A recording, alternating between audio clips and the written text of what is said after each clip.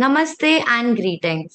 I, Paridhi, researcher at IMPRI, Impact and Policy Research Institute, Prabhav and Niti Anusandhan Sansthan, Nai Delhi, extend my warmest welcome to you all to IMPRI Web Policy Learning. Today marks the day 8 for DFPGYF, Diplomacy, Foreign Policy and Geopolitics Youth Fellowship, Cohort 3.0, a 3-month online immersive introductory leadership certificate training fellowship program, an online national winter and spring school program organized by IMPRI Center for International Relations and Strategic Studies, New Delhi. The chair for this program is Professor Sanjukta Bhattacharya ji, retired professor, International Relations, Jadavpur University, Kolkata, visiting professor, IMPRI. Conveners are Dr. Simi Mehta ji, CEO and editorial director, IMPRI, Dr. Arjun Kumar ji, director, IMPRI, New Delhi. Before we begin, I would like to state the housekeeping rules. Please join the meeting on time. There will be Q&A session after each presentation. Share your questions on the Q&A box. The questions must not be posted as an anonymous attendee. Ensure that your questions are precise. Refrain from making journal comments in the questions to save time. To begin today's session, it is my honor to invite our chair, Professor Sanjukta Bhattacharya ji, for opening remarks. We welcome you and over to you, ma'am. Thank you, Paridhi. It's good to be back again after last week, and I'm really looking forward to hearing the presentations. I've seen the abstracts. I don't know how many. Have you, Paridhi, also told them how many minutes they're supposed to? They know the rules, a PowerPoint presentation and how long it's going to take? Because we want the maximum number of students to present today.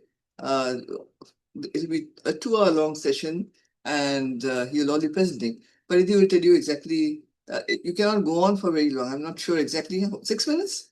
Is that it, or 5 minutes? Yes, ma'am, around 5 minutes, I guess. Today we have 5 presenters. 5 presenters, 5 minutes each. Okay. And then after that? Because, Ma'am, presentations are followed by your comments, your feedback on their presentations. right. Okay, Sana, that's all right. But only 5 presentations. Anyway, I'm looking forward to those, all the presentations today. And in fact, without really wasting time, we can go on. You have been listening to a lot of lectures, a number of lectures, as this, you just heard, is day 8. So that would mean what?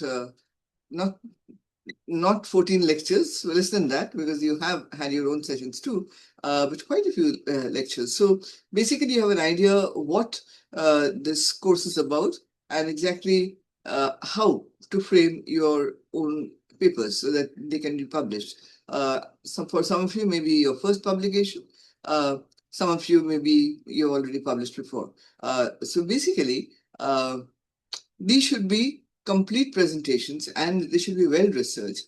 I hope in the meanwhile you've gone through the earlier fellowship books and what has been the outcome of these books. So you have an idea about the reach of these books. Okay. Without wasting further time, we can have the first, Paridhi. We can have the first speaker. Yes, ma'am. Thank you for setting the tone for today's session so well. Moving forward to the fellows' creative project presentations, all the fellows are kindly requested to accept the invitation to join as panelists, which will enable you to turn on your audio, video, and share your screen.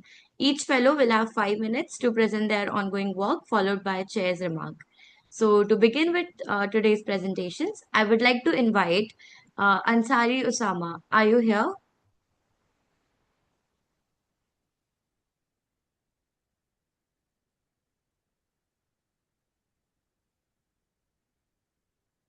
Ansari Usama, are you in the meeting?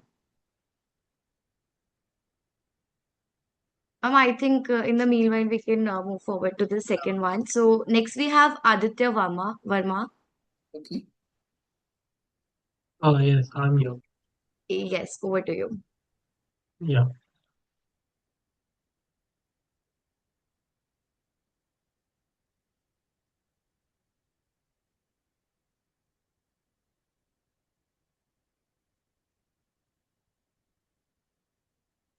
Hello, Aditya. Maybe Good you evening, can ma'am. also show yourself when you are presenting. Sorry, ma'am. I said you can also show yourself. Let's look at you also Yes. while you. Yes, ma'am. I just have a little bit of difficulty navigating this. Really sorry. No problem. No problem.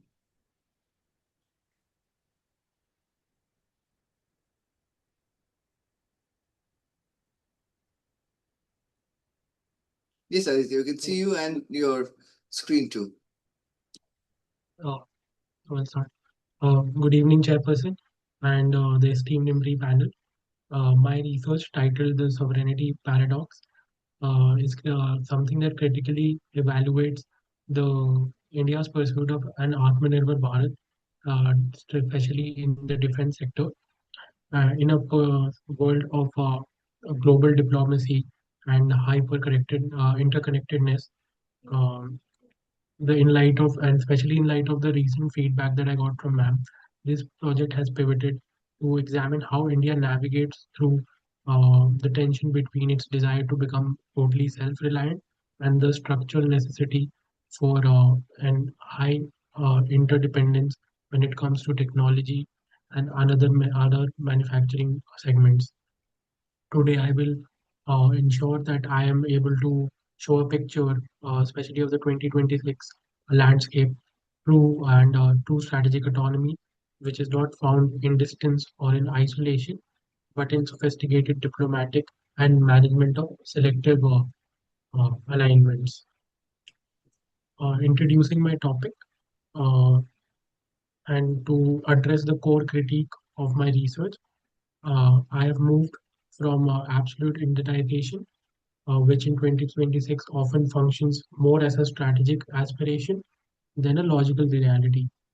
And absolute self-sufficiency seems like a myth in a interconnected world like we live today.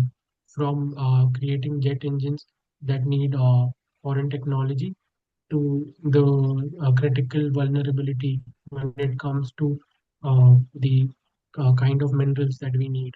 Because the kind of defense equipment that we make these days are amalgamation of basically all the critical minerals that we find and other essential elements, ensuring that our dependencies are diversified and our sovereignty is preserved through leverage, not just local labor.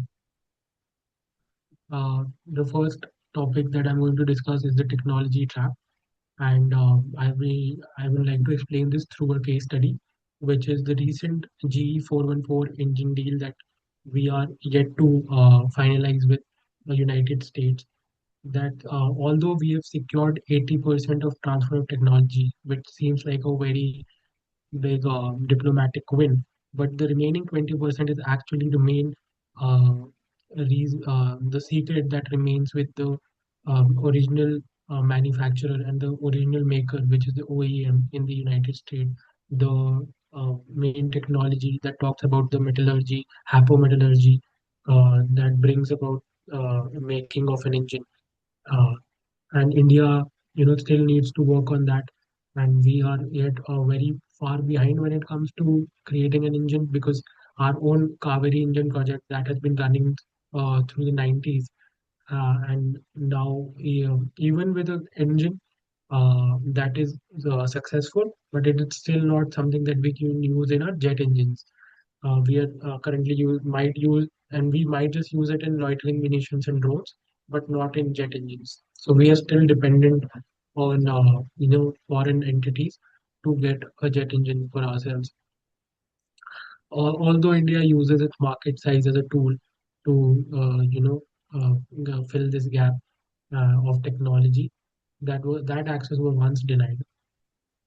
And now we'll talk about the next big vulnerability that India faces right now, and especially in the recent times, we've seen what happens in the West Asia uh, part of the world, where 90% of India's crude, which is and 60% of LNG transit happens from the Strait of Hormuz, and currently, which is under siege of a global war, we can say, and that actually creates a lot of vulnerability in the sense even if India uh, makes and manufactures whole indigenous tanks, indigenous naval vessels, the fuel to power those weapons will still come from the Middle East, the West Asia, and that the recent shock exposed our structural dependency. Uh, a way forward could be pivoting to the Russian crude or the India, Brazil, Australia energy corridor that have been we are working on.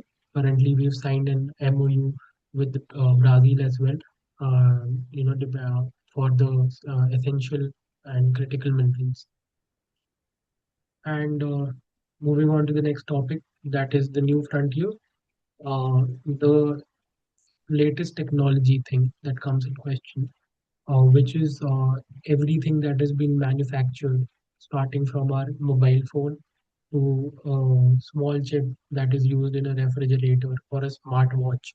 Everything happens through critical minerals. India has listed a total of 22 critical minerals, of which only some are found in India, while major uh, manufacturer or the refiners of this critical minerals remain China. China also holds strategic leverage using its debt policy to bring in all these minerals. And actually, the 90% of the manufacturing that happens of the critical minerals, the refining, all of it happens in China. And China being uh, an adversary of India of sorts, it creates a problem for India where we're totally dependent on China for our critical mineral needs. Of some of them, the examples are lithium, cobalt, and neodymium, which is used to make the world's strongest magnet as well. I mentioned about the Brazil MU. This is one of the way forward that we can bring about a change in leveraging our diplomacy and and to basically having resource sovereignty. Now we'll talk about strategic realism for 2047. That is our vision of a Viksit Bharat. Uh, in pursuit of that dream, we have to remain very uh, realistic. We can't be saying that we are creating an airframe like our own indigenous fighter LCA Tejas. Although 80% of its components, like the mainly the airframe, the avionics, is all developed in India. But the most critical part, that is the engine. Without it, airframe would be of no use. It's still it's still coming from being imported from the US and other engines being imported from France, from um, Dassault and Spectate entities like Spectate. Now, self-reliance is a multi-decade transition and not an immediate switch. So we know that we have to uh, live in that interdependent world and create this use strategic diplomacy to cater these needs. And although India has been successful in doing that through by buying S-400s, that is a defense system to protect our airspace from Russia, and similarly finding a similar weapon uh, and importing it from the US. The closing thought my closing thought would be, in conclusion, we can say after all, well, and especially with my research, I found out that a diplomat is as important as a frontline engineer when it comes to uh, making a country sovereign, making a country self-reliant. Thank you. Thank you, Aditya. It was a good presentation. Just some very technical questions that I have. Can we go back to the title page? Yes, sir.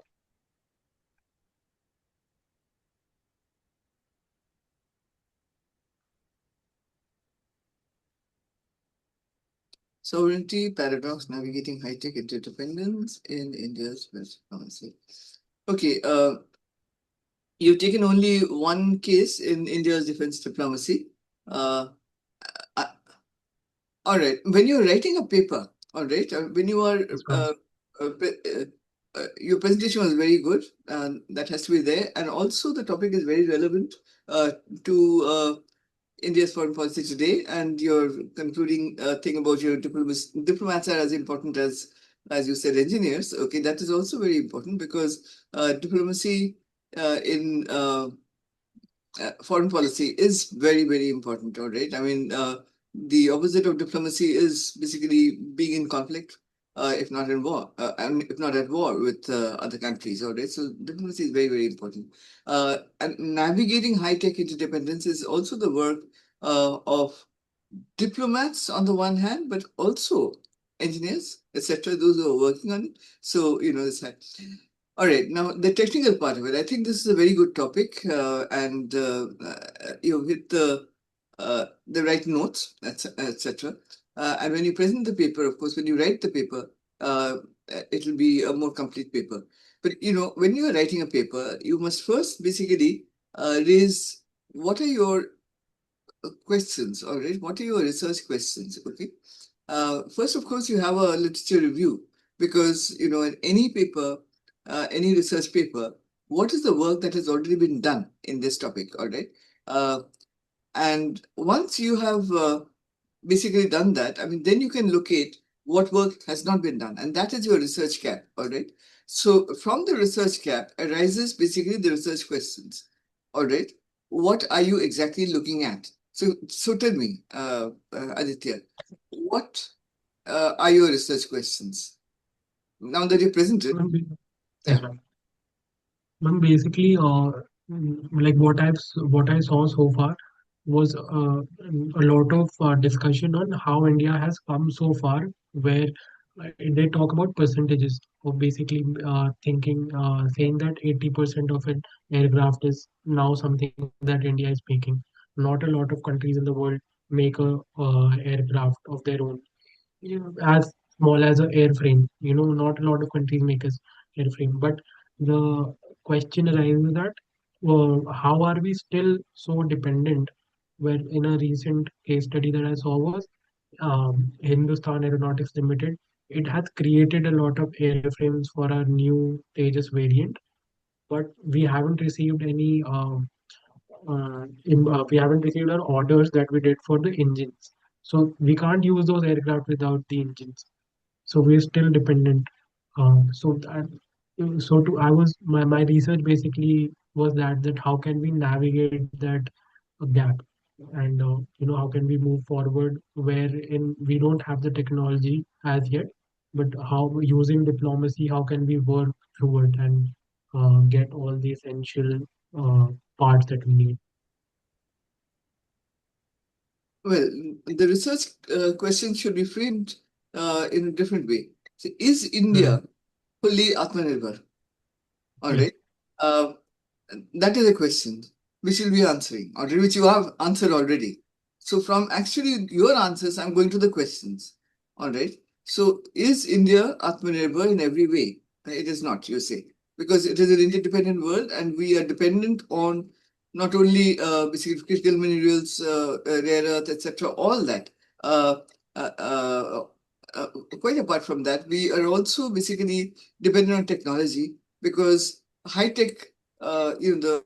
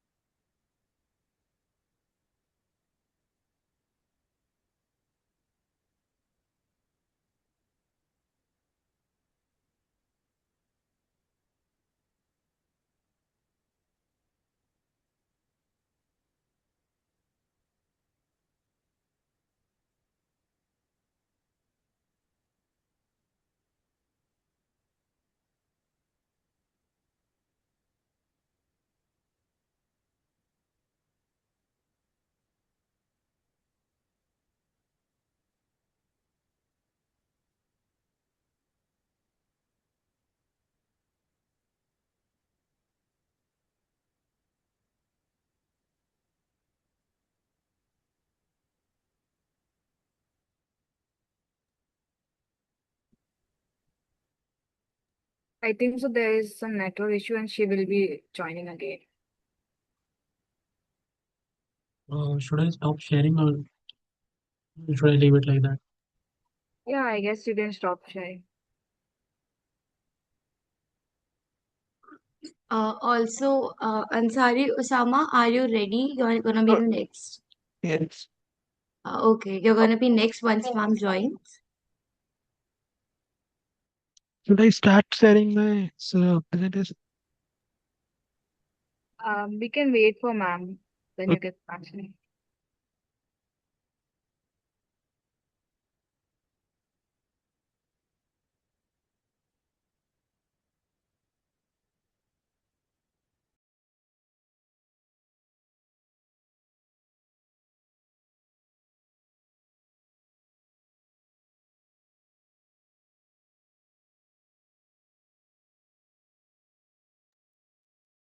Hello, ma'am. Ma'am, you're muted.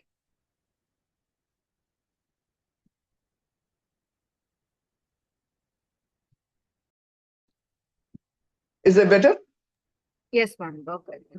Okay, now I had to join from my phone. Something's wrong, I told you, with the connections on my uh, both my laptop and my desktop. So anyway, uh, okay, Aditya, we're talking Ma'am, about research questions. Yeah, ma'am, you're if I there, could, right? yes, ma'am. Ma'am, if I could mention something. Yeah, Uh, yeah. I had actually created a slide that mentioned some of the questions, basically the literature review, but Okay, because of the limited number of slides, I didn't add it.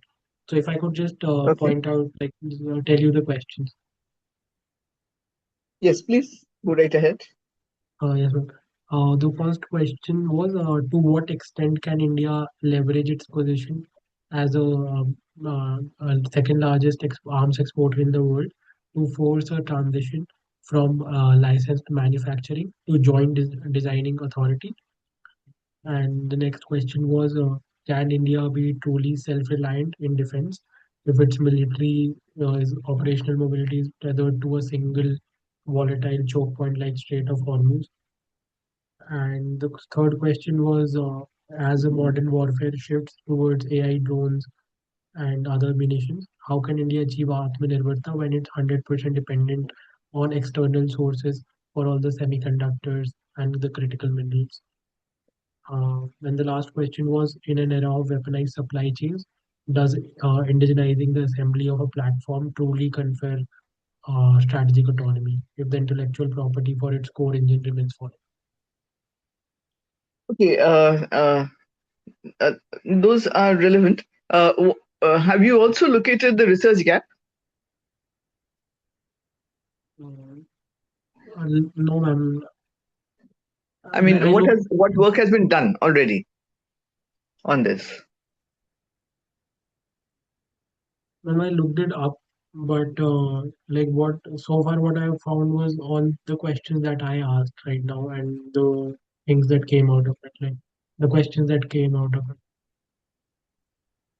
Uh, Okay, so basically, take a look at available literature. Now, this is a very current topic. So you'll find few books, but there are books, all right. But there are lots of articles, all right. If you really look at it, because it's a debate. We claim that it's an Atmanirbhar Bharat, and of course, it's a political debate more than anything else. But then from there, you can get also the technical part. So taking that into account, I mean, basically, you have to give a bit of a literature review, all right, and look at the gap that you have, uh, and then base your questions, because some of the questions that you have asked have been asked by others too. Okay, so what's new about your work? Got the point. Okay, now your work, of course, is new, all right, because you are working on a certain case study or two case studies with the Hormuz. But a lot of people are working on Hormuz in any case. And but what you've also pointed out, the alternate routes which are available. Okay, and it's not just basically Brazil, India, Australia, that kind of thing. There are other routes, all right, which can be developed.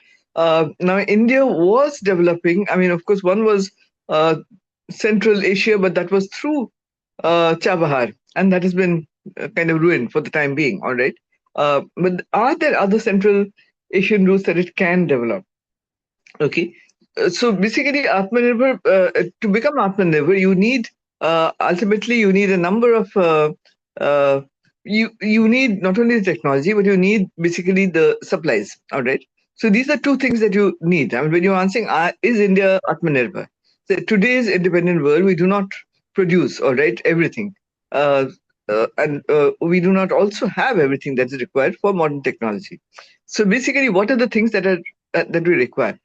Importantly, not all right, just go into those, all right, those which are there. Then apart from that, all right, once you've listed that, uh, so what is preventing India, all right, from basically becoming Atmanirbhar in these aspects? Or why can we not access technology? Why can we not access minerals or whatever that we need, oil, gas, whatever we need, require? Okay, choke points, etc., and we do not produce it. All right. Yeah. So therefore, basically, you going into all these. All right. Uh, what are the alternatives? So those are your suggestions.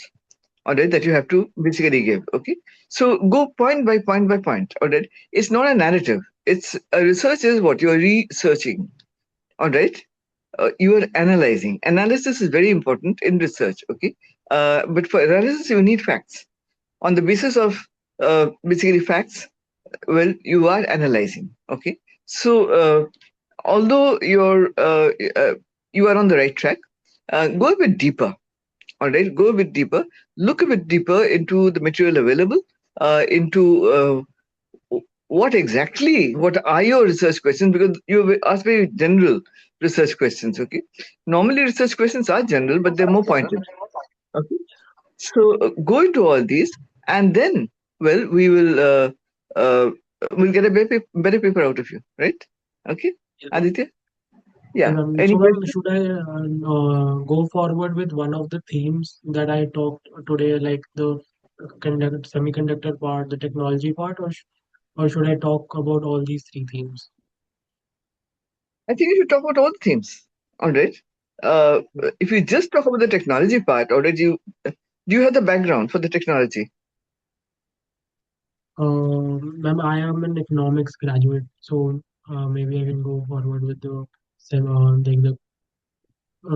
economics part of it.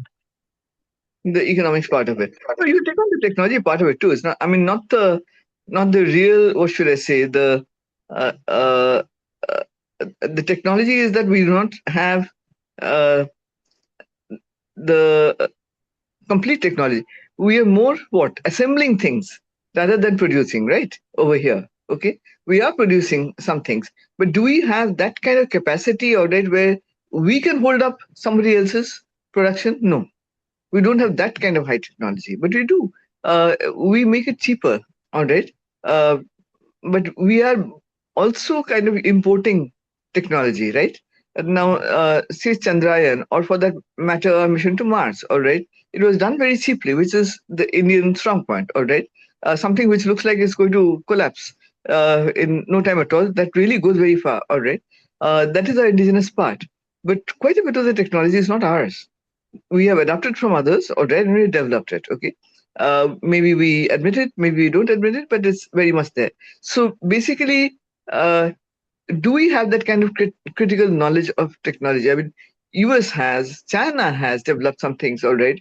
uh, Hypersonic missiles, the kind it was the first to develop. I mean, all right, USA did not have it at that time, a successful hypersonic testing, but China had managed it. Have we anything? We have, these space, as I said, what is sent to Mars, all right, okay. Uh, and now we are basically sending to the moon, and probably will be sending a person into outer space and back again, which means basically ICBMs, all right. It's a dual use technology. But are we producing it completely ourselves, or are we adopting both? All right, technology from outside. All right, for this. So basically, these are the things that you must look at. So do use technology too, not only just the economics thing. All right, where we go into the states of Hormuz and the supply chain side. All right, that is very much there. All right, so take both technology and supply chain. All right. Uh, Take both of that, because these are the two. And but right in the beginning, you must make clear exactly what you are going to discuss. Supply chains with special emphasis on oil and gas. All right. Uh, Technology. All right. With special emphasis on what? All right. What we don't have. I mean, aircraft. We were Yes, talking ma'am. about it. What is it that we do not have? We are producing Yes, ma'am. aircraft, but are we assembling aircraft or are we producing it completely on our own? Is the technology ours completely? Okay. Yes, So that is what you must look into. Do you get my point, Aditya? yes, Okay. yes, ma'am. So, yeah. So, that will basically make your paper more interesting, more clear also. All right. And it will not Mhm. read like just a narrative. It's not like storytelling or anything like that. It's actually proper research, Yes, analytical ma'am. research. Okay. Right. Yes, ma'am. Okay. Okay. Thank you, ma'am. You're welcome. All right, thank you, Aditya. Ma'am, moving forward, we have Ansari Osama. He's Okay. ready now. So, yes. Okay. Yeah, Okay, Osama. Osama, we'd like to see you too because uh, it's better if we can see you. screen is visible. Yes, your screen can be seen. I'm seeing it from my. Yeah. Yeah. Fine. All right.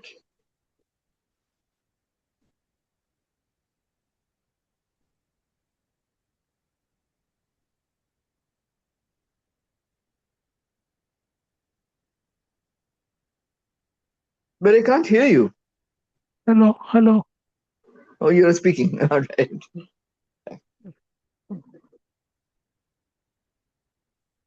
So good evening, everyone, respected ma'am, and all the uh,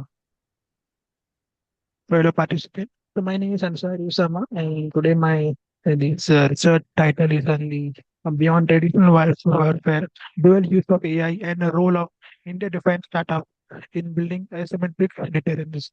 So as you know, we are entering in an era where warfare is shifting, where algorithms are becoming as critical as artillery. My presentation will focus on how India is strategically shifting from being the largest defense importer to building its own asymmetric deterrent through emerging technologies and patterns. So this is the my research questions and methodology. To ensure this research, uh, I am focusing on the two like a three aspect, the core, the methodology, and the objectives. So like we see like how this in the diplomatic shifts are there, how India's India's actually all these the full form most of the keywords are mentioned in the below the slides. So how the recent India US ICT agreements, from where we are mostly buying India US dynamic from buyer seller to basically we are moving to co-development. Initially, India used to purchase or used to imports, but now we are moving towards the collaboration perspective. There is a strategic impact that has is happening in India, how we see like different startups are there building dual use of AI to create asymmetric deterrence for India. The methodology is like seen from the policy perspective, relies on the quantified analysis of Ministry of Defense are there, and also the written IDX guidelines, which is happened, which I will share on the upcoming slide. The case study, there will be a case study will also there, which will analyze how like 400 plus startups are there on this IDX, this team, and we talk about the policy, the objective. So there will be a policy formation will be there, which propose like the cross-border defense venture capitals and the strategic push, like how India's like transition into net security provider in the Indo-Pacific region. So there is a the diplomatic breach is there between ICT and Interfax. Recently, our National Security Advisor Ajit Doval sir, and the US NSA Jake Sullivan was at the meeting that is held in the ICT. The framework into January 2023. So here we talk about the military uh, relationship. To join this tech co-development collaboration work. So this that is moving forward in the June 23. Even the in the access, so we launched the actually integrated different Indians and US defense startup ecosystem and the supply chain. Basically, what we are doing is India and The third one is the quantitative impact of the milestone, like around 8 crore plus we have awarded in this for the different startup driven, like in maritime startups that are different intelligence surveillance, there is reconnaissance is there, and that's the communications are there. 60 plus deep tech startup from both the nation, they are actually collaborating community platform. This is the left-hand side image, this event which focuses on the defense in defense innovation. So when you talk about the case study, the startup is a security provider. So on the left hand side, we see the civilian drones are there. So when you see like basically we're using for the agriculture purpose also. But with this more about the collaboration and majority of the collaboration in the startup around 400 plus. So we are also integrating into defense supply chain also, and around 100 crore was allocated specifically for domestic defense tech innovation. There are 75 plus indigenous AI products, like different type of drones are there. Like swarm drones are there, predictive maintenance drones are there. They are deployed by the Ministry of Defense, and we move forward a strategic result. So we to all time high about the defined export, like all time about around 21,000 crore for the financial year 23 and 24.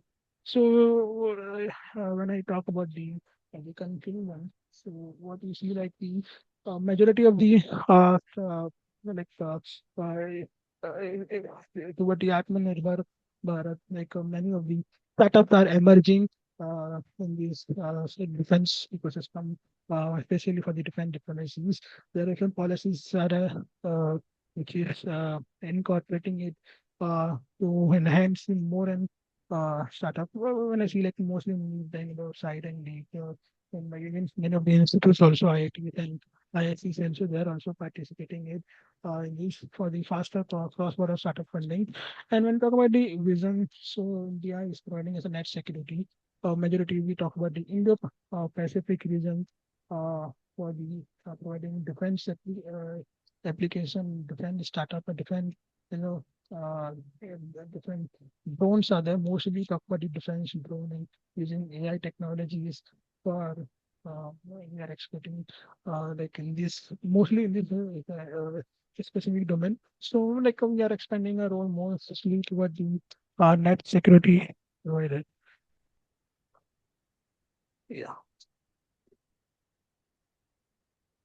Yeah, Ansari, very good attempt.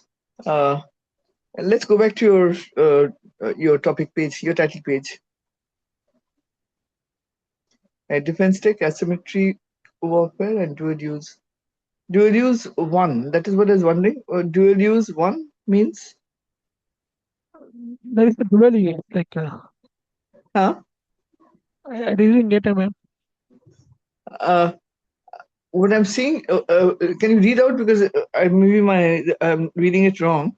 It is Defense tech, asymmetric warfare, and dual use. diplomacy. I'm seeing it as I don't know why the rest of the thing hasn't appeared here. Dual use diplomacy. All right. But that also was the one of the things I was asking. You're talking about diplomacy or dual use technology?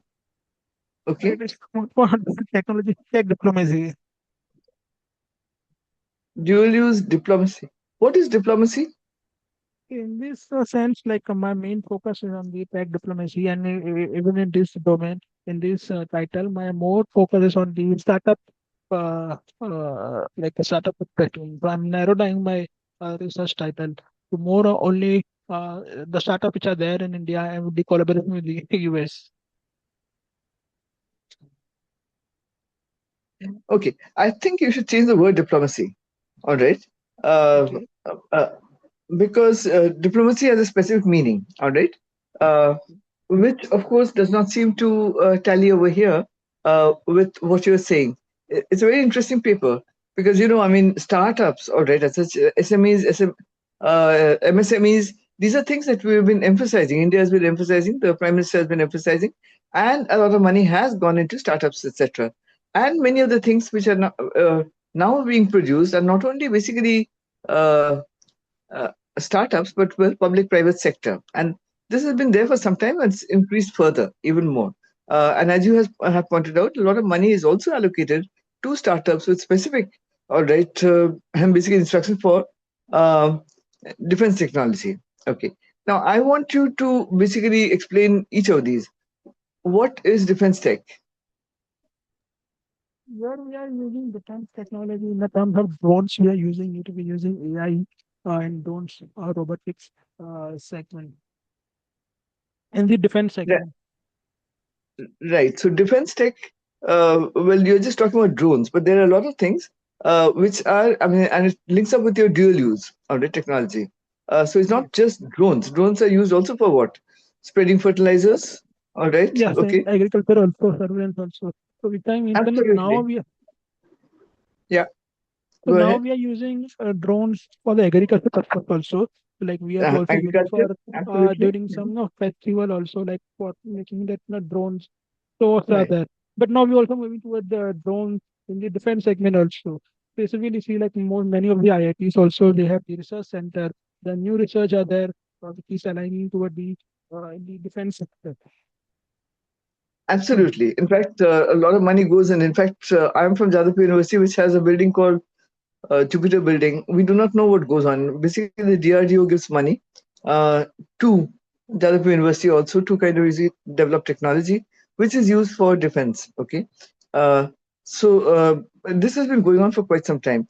But now, in fact, the new thing is this not just IITs and these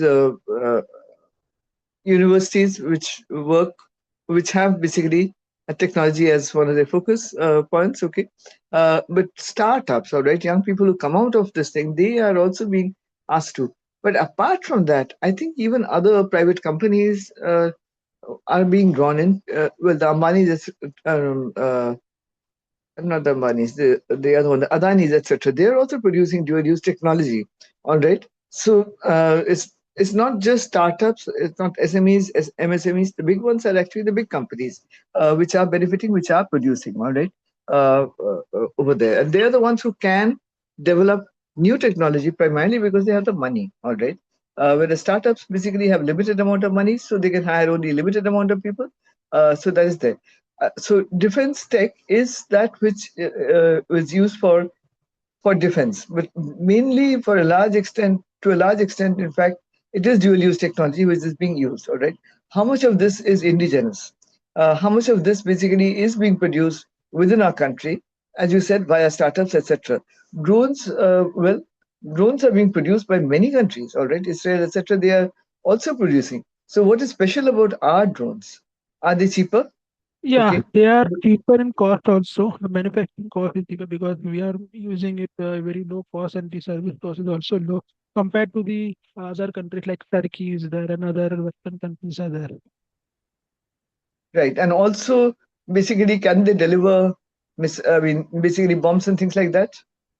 Yeah, so basically we are targeting in the Indo-Pacific region, those countries, the underdeveloping countries, the developing countries, in those So these are things that you must point out, all right? So, and who is doing this? The startups, the SMEs and the MSMEs, and of course the government sector, or basically some of the larger public sector companies, because there is public-private, all right, such collaboration also on this, all right? So basically it's there. Now explain asymmetric warfare. So the warfare is like initially we used to have war using the tanks are there, but now we are using not only tank but we are also using different other technologies like we are using drones also we are using some robotics also. Robotics, etc., AI. How much of this are we using? All right, USA uses this all the time. Israel is also using it. Okay, whereas basically you find that Iran is kind of low tech, and yet in fact they've been able to make an impact, right? Yeah. Uh, Quite a bit of an impact, all right, by using what brains. All right, the Straits of Hormuz is basically sheer brain, also hitting targets nearby, whatever. So asymmetric warfare can be countered, all right, by low tech also. It's not just high tech, all right. Yes, They produce, definitely. is produced. Yeah. So is there anything basically that India produces which is to, because you're talking about the Indo-Pacific and basically that it, so in fact that is what you should say right in the beginning, that the vision of India is, all right, to control the Indo-Pacific, right? So bringing the last first, giving that vision, you're going into defense tech, asymmetric warfare. What has India produced? And that is very important. I didn't go into that, okay? Now, I have a problem with the word dual use diplomacy. What exactly do you mean by dual use diplomacy? Basically, the if you see so basically we have this collaboration with the US. Like recently we have this IECT and the this Inter.X. So here we are using like we have two collaborations are there between India and USA. So from that perspective, I said like they towards the diplomacy. How far have they gone? So it is a recent only, in January 20. 23. 23 was actually Biden, right? Yeah, So has this been followed up? it is only like around 60 startups like collaborating it from the what I have found from the literature news. Like as Okay, of so what now, are they working on? I mean, basically, are they working on innovative technology which is being also used by the United States? yeah, so they are using on three basically segments, mostly on the AI-driven maritime, the segment like intelligence, surveillance, and reconnaissance. Like basically the communication sector also under communication. We have this naval seas are there. So Deep from tech this, startup. yeah. So this dual diplomacy is capturing this two channels. Why do you say dual use? So It is diplomacy. so like this title like I shared last time also. So when I did Yeah. the little bit preliminary research, I thought since India and like US are involved, two countries are there. So from that dual come. I think rethink the word, they use the word dual. All right. Um, Yes. so basically, I mean, this is a diplomatic bridge, definitely. First of all, I'm not very sure exactly what ISET and has produced so far because it is new. It is very new. And how much of basically, uh, well, exactly what they're doing and what we are doing. All right. Whether they're using our technology more, what we're developing, or are they also sharing technology? That is also very important. But, that is not dual use. Dual use technology is there, but dual use diplomacy. Uh, mm, uh, just rethink the word. I mean, this is a suggestion because somehow it jars a little bit, all right? And if you're going to keep it, if you're going to use it, you have to explain exactly what you mean by dual use diplomacy, all right? Then only you can keep it. Okay. Otherwise, I think your framework is okay. It's really good, and you can go ahead with it. Just basically, as I said, some technical things or that I wanted to Okay. point out.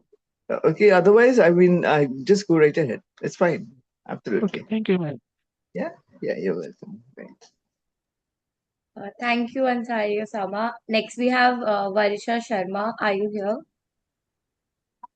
Oh, yes, I'm here. Am I Okay, visible? over to you. Okay. Okay, Varisha.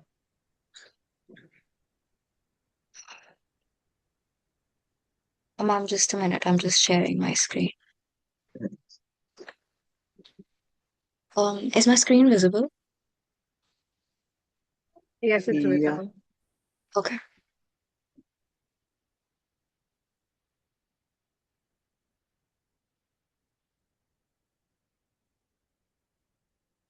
So, the topic of my paper, it's regional proxy competition and the limits of global governance, the Sudan humanitarian crisis. So, the background is that the Sudan humanitarian crisis, like it started, the Sudan civil war. Like Sudan has always been, it has had a civil war situation, but the time frame that I'm looking at, it's from 2023 to the present times, and it is one of the worst humanitarian crises because there are over 13.6 million people who are displaced and there are many people who are in need of health assistance as well. So this basically started off as a civil war between the Sudanese armed forces and the Rapid Support Forces. And the reason why it has become so prolonged is because both of these armed forces are supported by one of them, Sudanese armed forces, it's supported by Egypt, and the Rapid Support Forces, they are indirectly supported by the UAE. And this has led to this crisis becoming extremely prolonged. So, what my main research question is that how does regional proxy competition limit the ability of global governance institutions, particularly the United Nations, in this case, to respond effectively to the Sudan humanitarian crisis? This is because there is a lot of literature on how there are a lot of major powers such as the US or Russia, they fought proxy wars in other places. But here it is this proxy competition between Egypt and UAE that is limiting the ability of United Nations particularly and the UNSC specifically to respond effectively to the Sudan humanitarian crisis. Now the sub questions are that how do the Egypt's weapon supplies to SAF and UAE's gold deals, how do they balance each other out, which prevents UN enforcement, and how successful have the regional organizations like African Union have been in mediating this crisis? There are a lot of different frameworks that are trying to mediate this crisis, but because of the fact that they're overlapping frameworks, there has been very less success. And the third is, can local interventions like rerouting aid through local networks bypass these contested paths to aid Sudan? So, like the theoretical framework, it draws from the theories of global governance as well as it also like the limits of international organizations. And as I stated earlier, how usually it is like global powers who do like are participants of proxy wars. But in this case, it's a proxy competition between two powers that is influencing the ability of a multilateral organization. So I'm basically studying that.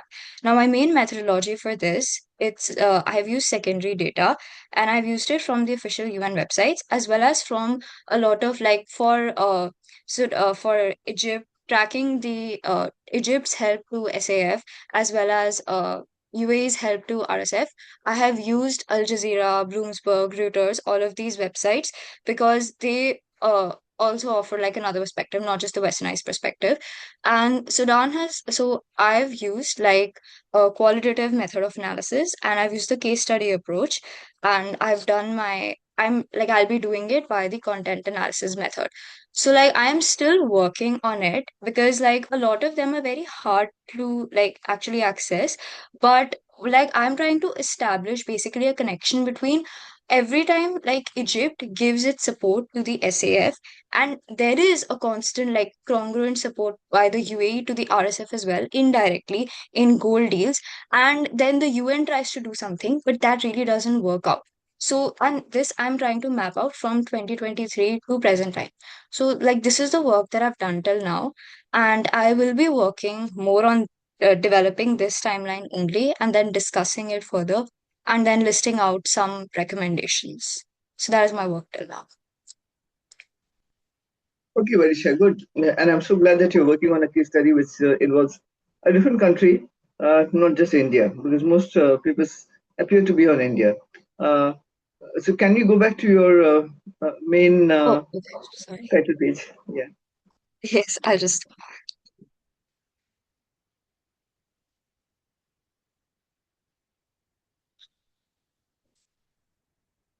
Yeah. Okay. Regional Proxy Commission and the limits of global governance, the Sudan humanitarian crisis. And you're given a background. Now, basically, the background actually goes back to the Darfur case. All right. So it's not just basically the last few years. So when you're doing it, uh, Sudan has been in conflict for a very long time, with South Sudan breaking off. And then, of course, you had the Darfur crisis. And the regional proxy competition, which is now there, all right, you have the UAE on one side, you have Egypt, all these countries are kind of involved, okay? Now, I would like you to, in fact, you are going in the right direction. It's absolutely fine. I mean, you do have, give me your research questions. What exactly are your research? Yeah. So, like, my main research question is how this competition is limiting the ability of global governance institutions. And in that, I'll be like studying how do both of these, like Egypt's weapon supplies and UAE's gold deals, how do they balance each other out, and what are the attempts at mediating this crisis, whether they've been successful, if not, why, and finally, can local interventions, because there I read a paper and it was on how local networks are also trying to provide aid, because then that's focusing on the humanitarian part of it. They're trying to provide aid as well. So can that actually work on actually providing aid to the people who are stuck in Sudan, straying away from the power dynamics, but coming to the humanitarian part of it? So these are like my main questions. Okay, I mean, here, in fact, you're absolutely correct, because when it comes to the IGAD and the AU, all right, and the United Nations was very happy with, basically the OAU, I mean, which preceded AU, all right, uh, primarily because there was a regional organization which, well, although this was not part of its agenda when it was done, but they thought that basically regional problems could be solved at the regional level rather than everything going up to the UN, all right? Uh, so multilateralism at a regional level, all right? So the right through, what you find is well, Sudan has been very, very reluctant to let, in fact, the UN in, all right, all through what you find. And now also it does not want basically the UN in, all right. Does the UN want in? Number one, that's different, because they do, all right. So what I'd also like you to go through are UN, all right, UN documents. You are looking at Reuters, you're looking at basically Bloomberg, and you are looking at Al Jazeera. I would also like you to look at UN documents on this, all right, because there have been many debates, all right. So, what have African countries said? What have others basically said? What has the UNSC discussed, all right, so far? Mm. They haven't taken any action, but basically go into all that, okay. Secondly, I'd like you to look at some local things, all right. Local means regional. Sudan, of course. I mean, I can't think of any newspaper which is, but look at the documents which is produced by the South African SAIIA, SAIA, all right? Okay, just take a look, because in fact that is a very important think tank, all right?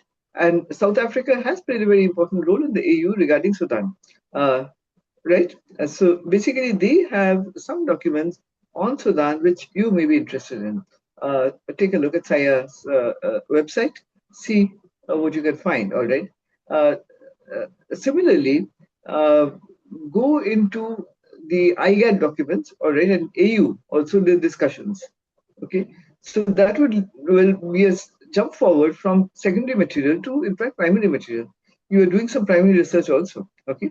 If you're looking at basically AU documents and discussions, all right, which must be available on the net. So really, I haven't looked because I've not worked on Sudan myself, on the conflict itself, but they do discuss many things. And so therefore, in fact, I mean, it's worth taking a look at. Do take a look at those, all right? So those documents, just not basically news papers and news journals and news media, all right? But also basically some which are multilateral organizations and their documents. And SAIA, of course, is not a multilateral organization, it's a South African, all right, that's a think tank. So some think tanks which are regional or local even, okay? Otherwise, in fact, your research problem is well put. I mean, your questions are okay. You're going in the right direction, and there's nothing to talk about in regard. Let's go back again to your title page. Proxy competition and the limits of global governance. Now, basically, do you believe in global governance? Is there any such thing as global governance? Today's time, I think Yeah. global governance depends on the actors who are a part of it. It has as much power as the actors give power to it. So I think the limits are that the actors don't really want to end this conflict also. There is not a desire. And that is one of the biggest limits of global governance, according to me. Yeah, the problem with global governance also, I mean, you need an institution, all right, to carry on this global governance. And well, of course, people think that the UN can do that, all right? I mean, that can be the nodal point for global governance. All right, but then of course all these countries don't agree. Now, so far there has been. I mean, this is an ideal that we have been talking about, but so far there has been no such thing as global governance because the United Nations and multilateral institutions, they have certain norms. All right, which and every country is sovereign. All right, every country is sovereign, and therefore it's at it is free to adapt. All right, as such, any kind of rules, regulations, international law. All right, or it can. The ICC has not been recognized. All right, by the United States. Right. So how basically do you expect the ICC to work if one of the largest countries does not accept it? How do you expect the Paris climate, I mean, climate change, or that as such, to talks to proceed further if the United States is not part of it, all right? So basically, if the United States, or for the matter, China, is not a part of these things, all right, then how do you expect there to be any kind of global governance? So the limits of global governance has to be discussed also separately, and there's a lot of work, all right, already on global governance. In fact, you can cite some of them that the main focus is not on global governance. We're talking about the limits of global governance in the case of Sudan. So clarify that, all right? So regional proxy competition and the limits of global governance. So far, there's not been anything. This is something, as I said, which is an ideal, but there's no such thing as global governance. And the reason is, all right, I'm not talking about regional proxy competition. We're talking about competition itself, all right, and power play. So there has not been global governance. So here, regional proxy competition and the limits of global governance, the Sudan humanitarian crisis is a perfectly fine topic. But do explain, all right, the limits of global governance and the literature on global governance, all right, already. Just mention them when you're writing, okay? Right? Okay, I'll do that. Okay. Okay, Thank you, Varisha. ma'am. Yes. All the best. Thank you, ma'am. Thank you, Varsha. Next, we have Vedant Samrat. Good evening, ma'am. Am I audible? Yes, you're audible but not visible. Vedant, can you also show yourself? Yes, ma'am. I'm just switching on. Ma'am, am I Yeah, visible? yeah, absolutely. Yes, ma'am. I would like your permission to share the screen if possible. Yes, of course. Go right ahead.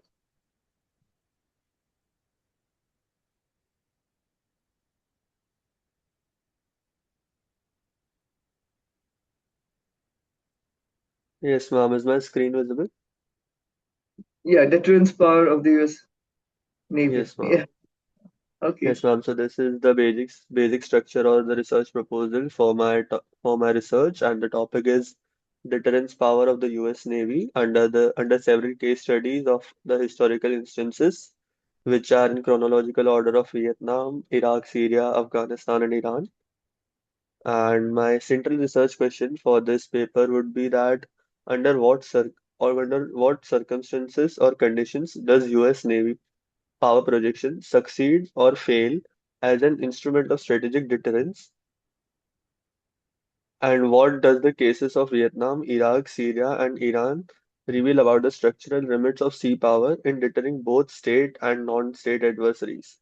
So I would like to explore on the topic that when we talk about deterrence of naval power, we always talk about that state versus state deterrence, like with India and Pakistan, India and Bangladesh, or US and Israel have a very good connection with the navy power, which they have been using as an air defense in the current war scenarios. And the reason I chose this as the research gaps are the non-state actor blind spot, which I would like to explore. And geography is an understudied variable. Like in Afghanistan, it was a landlocked country, but US Navy was heavily used as two to three of the US naval carriers were used in several of the operations in the 20-year war. And the asymmetric weapons gap, I would like to also explore in the resistance fronts of the Houthis in the Middle East, like they have been dismantling our naval ships of all over the world whenever they are passing through that strait. So these are the theories which I would like to explore, like the deterrence theory under the three C's: effectiveness of credibility, capability, and communication. And then I would like to have a comparative method for comparing these four case studies and try to form a new framework where we can argue or we can guess like what will be the next step of the US Navy to deter this or to protect itself from attacks like the Houthis and all. And my scope of analysis would be the timeline between 1965 to 2024. And I would be looking for the literature same from government websites and official websites of US Navy and if possible Iraq and Syria and Iran Navy as well. So these are the several case studies where the deterrence success and deterrence failures I have marked, like the naval blockade of North Vietnam, which caused them inflation by 90% in 1968. Then there was the sea control and power projection, like US also sent several naval aircrafts to threaten Vietnam, and also China and USSR who were trying to help the northern Vietnam to resist themselves against the southern Vietnam and the US forces. And the failures would be that the Gulf of Tonkin incident in August of 1964, sorry, like the ambiguous naval incident used to justify escalation, naval posture failed to deter northern Vietnam from continuing the insurgencies and all. And then I would like to also explore the Iraq and Syria from Desert Storm to ISIS campaign. Like the Desert Storm operation started back in 1991 and it was a success where six carrier battle groups were used in the Persian Gulf, and it was the largest naval blockade after World War II in Japan. And naval blockade also was helped to enforce the UN sanctions, and Tomahawk strikes were paralyzing Iraqi bases all over their geographical map. And then in the OIF 2003, it was a mixed outcome, not a proper victory or not a proper failure of the US Navy deterrence. Like carrier strikes enabled rapid regime collapse, but there was also an absence of post-war deterrence, which created a power vacuum which helped ISIS to rise in the Iraq and Syrian peninsula. And then, as we can see in the post 2014 and 19 time period, ISIS rose to a great power and they had to also deter it through not only US Navy but US Marines were also used to capture and kill the head of the ISIS in 2019. Then as we move to the Afghanistan crisis, it started basically in October 2001, where Tomahawk cruise missiles again were used from the Arabian Sea destroyers, and Taliban and Al-Qaeda targets were heavily bombed in the opening 48 hours of the operation. And the carrier wings and P-8 Poseidon missiles were also used in the same. But then there were not deterrence failures, but deterrence limits, as Afghanistan was a landlocked country and they already traded through land. So US could not use United Nations as a tool to block out their trade through naval areas. Like they could not stop their sea access as from the start they didn't had any. And after the insurgency was also after the 20-year war when the US took themselves out from the Afghanistan map, the Taliban again rose back to power, so it did not successfully deter the main problem or the main agenda which it wanted to it wanted to complete, and it started the war for. And then the Iran, like the ongoing strategic deterrence competition which is going on between the allies of US and the Iran as a sole power stopping them from entering Strait of Hormuz.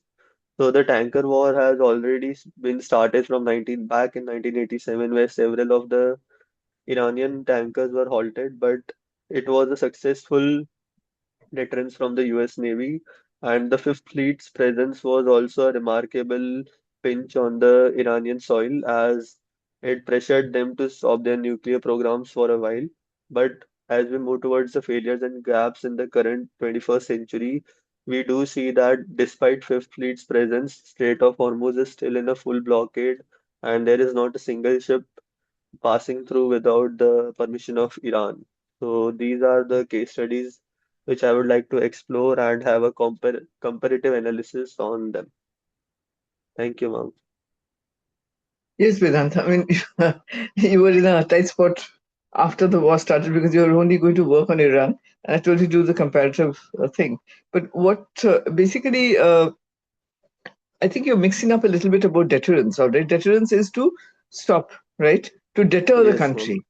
All right. So when you're bringing in Afghanistan, the landlocked theater, and all that, these were not deterrents. All right. The initial part was, all right, they tried to, in fact, force them to what? To hand over Osama and Yes. that kind of thing. But they did put their boots on the ground. That's the catchphrase now. All right. So basically, that was Okay. not deterrence. Okay. So first explain what is deterrence, all right? Because you're talking about Vietnam. Yes, there was an attempt at deterrence, all right. There was also it was blockade. It's part of war, all right. So Yes. deterrence is something that is to prevent war. But what you're talking about, you're mixing up deterrence and you're also mixing up blockade and boots on the ground, all right. So uh, uh, uh, these are all relevant, but only the first parts of these wars, all right, when they failed, that is when that the deterrence failed, and that is why there was war. All right, you're talking about 20-year war, definitely 20-year war in Afghanistan, but there was U.S. presence there, so that was not really deterrence as such. Okay, initially, what did they do? All right, uh, even when it comes to basically the uh, uh, when it comes to Iraq, I mean the 1992, the Kuwait crisis.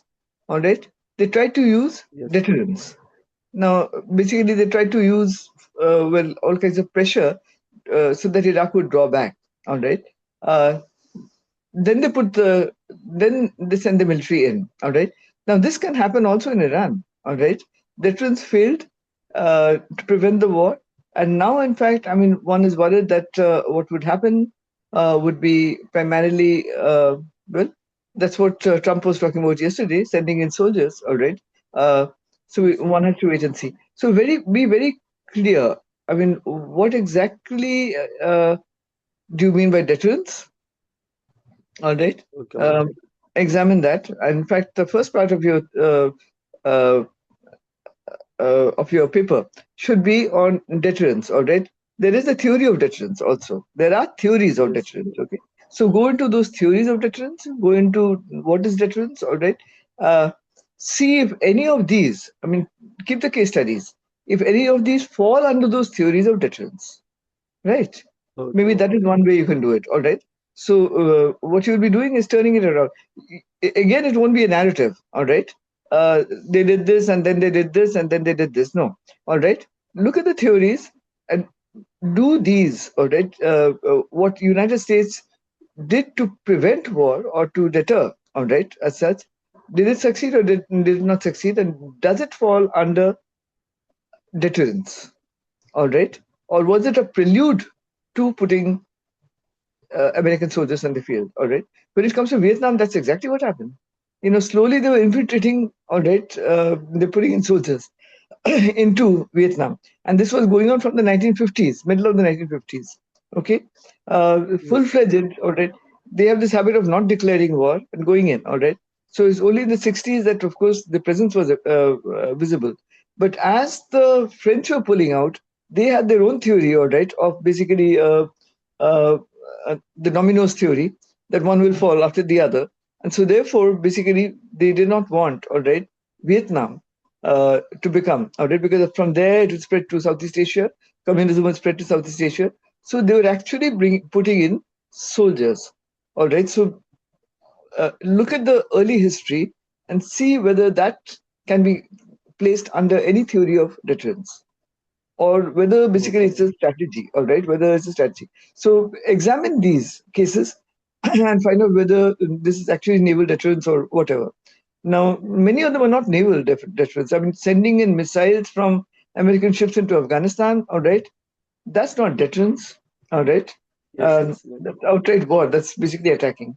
So rethink this again, all right, and maybe at the next this thing again after you rethought it, present, all right, your revised version. Ma'am. Yeah, Sure. I know. Your interview can spoil because you were working on something else, and then of course situations change and you had to completely change over. So, Yes, ma'am. Vedant, yeah, I mean, I can understand your dilemma. So basically, make it kind of theory based.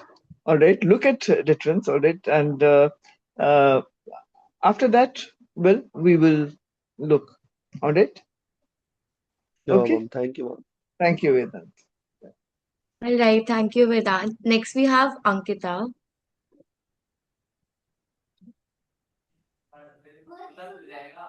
Good evening. Good evening, ma'am. Good evening, Ankita. Just allow me a minute to share my presentation, please. Yeah, sure. Though, like, it's at a very big, like, initial stage. Okay, I But want to see you too. yeah, Yeah, definitely allow me a minute, ma'am. yeah.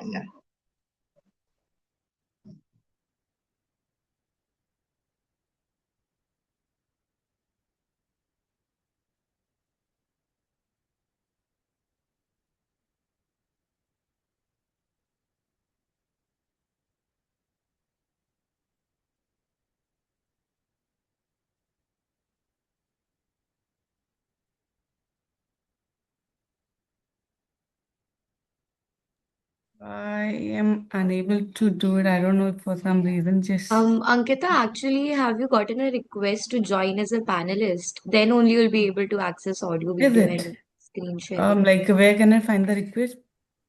Sana ma'am, can you share it again with her? Yes, I have shared. Please accept it.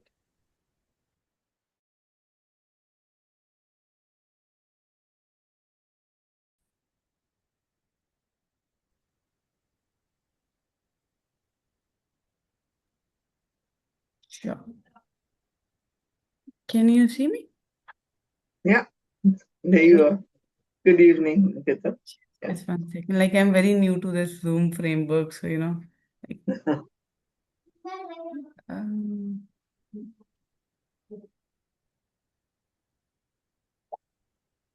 is it visible, ma'am? Not yet. Just one second, please. Yes, it's visible now. Is it? Yeah, now it's visible. Sure. Good evening once again, ma'am. So, like, the topic of my presentation is the impact of geopolitical tensions and diplomacy on airspace access and airline route planning.